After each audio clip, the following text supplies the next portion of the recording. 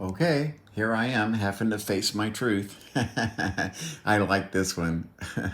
I like this one. So we got Montel Vontavious Porter. When Elon Musk said it's wrong, people should get off their goddamn moral high horse with their work from home bullshit because they are asking everyone else not to work from home while they do.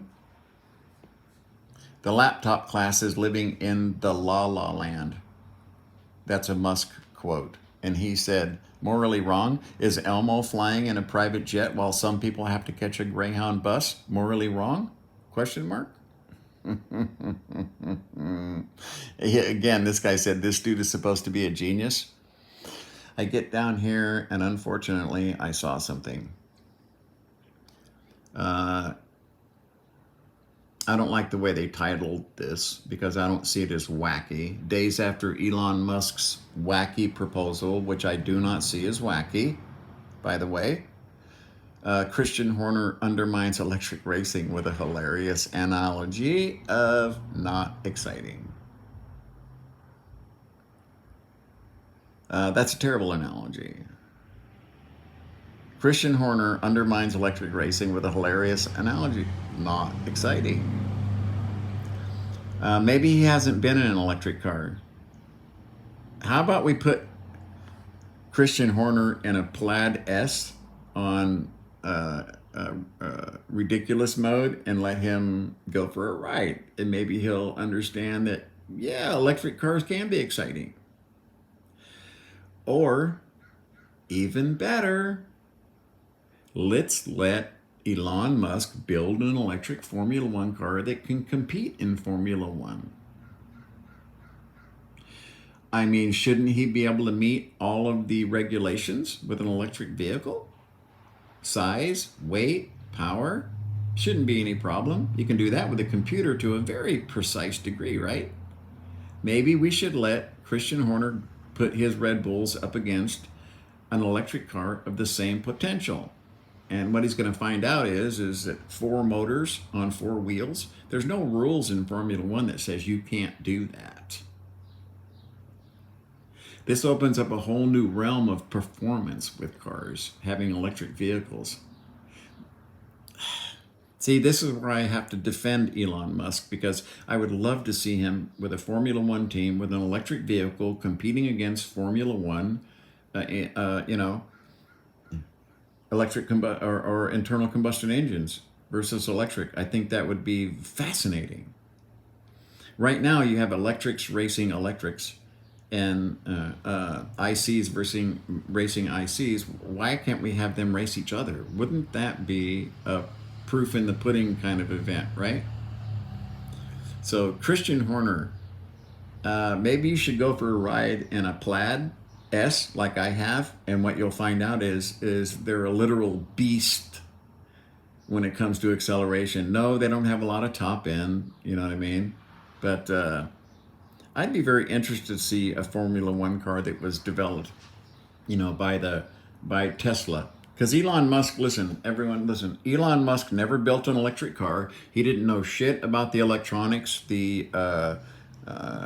that regulates the power to the motors and stuff. That was all a stereo guy. When he first got into Tesla, that was a guy who produced stereo equipment that made their unit. He's never built a rocket engine. He didn't know anything about rocket engines until he hired professionals to explain rocket engines to him. He just wanted to have a rocket ship company, and he had the money to do it. If you had the money to do it and you could hire whoever you wanted to do it, most likely you could have started SpaceX too.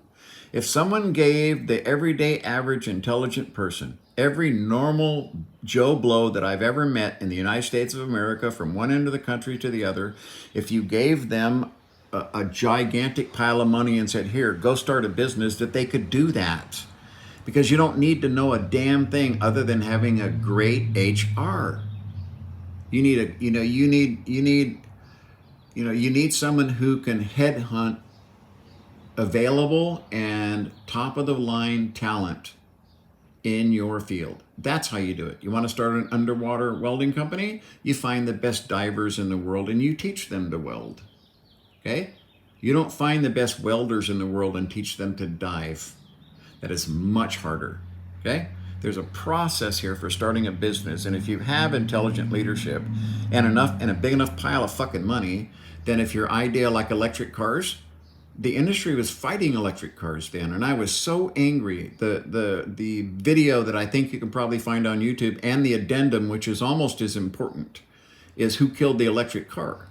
And then the addendum to who killed the electric car was the guy who invented the NiCad battery, who thought he was going to get a ticker tape parade in Champagne from Shell, and find out he had to sign a non-disclosure agreement, and he was treated like an absolute villain. And they basically shut him out of the whole fucking company and told him he couldn't even talk about the technology. See? Starting a business is very complicated, but the number one thing you need is cash. And if you have that available, I believe I could have started Tesla. If I had $1 billion 10 years ago when I thought, or even 20 years ago when I thought electric cars should be a thing right now, yeah, I could start Tesla. You have to be willing to take that billion and invest it in a way, and then you either lose $1 billion or you make another $1 billion. It's not that hard. It doesn't take an Einstein or a fucking genius. You know what I mean? I think Elon Musk's Tesla company, how about that? I'll put it that way. Elon Musk's Tesla company and the engineers that are there, I believe if they gave them a Formula One chassis, complete, and said, okay, modify this to be an electric vehicle in any way you want, as long as you don't mess with these aerodynamic surfaces. So that, in other words, the car would look exactly like an IC Formula One car right now. Okay? Longevity. I mean, it just wouldn't have the sound. And they're obviously not worried about sound in Formula One, or we'd still have V12s and V10s, right? Screaming down straightaways. Everyone was very unhappy when the new car sound came out. Remember that? All of us Formula One fans were like, boo. So, yeah, Christian, number one, electric cars are very exciting. I see it as the future. Just like I see projectors as the future of television, I see electric cars as the future of transportation in so many ways. Aircraft, boats, okay? I mean, not just cars. Nuclear submarines, they're all electric. See? I mean, electricity is, for me, is the solution solver for many of society's ills and problems right now. Is the electrification of our society instead of using fossil fuels. Simple as that. Christian Horner is just, he's just that kind of guy, I think.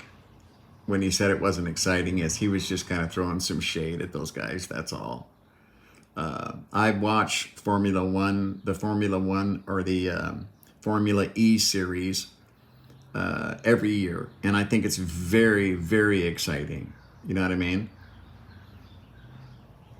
Yeah. Okay.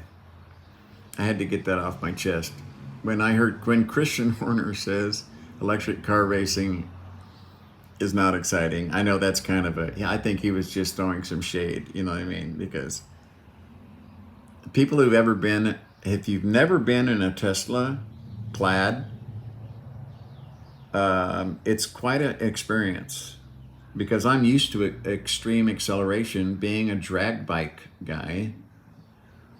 I'm used to, 1.4, 1.3 60-foot times on stock Hayabusas with a 8-inch slick. And anyone who hasn't experienced that doesn't know what acceleration is. And I know that a Tesla can hang with that and surpass it, okay? Because of the drive system and just more rubber on the ground, even though they're heavier.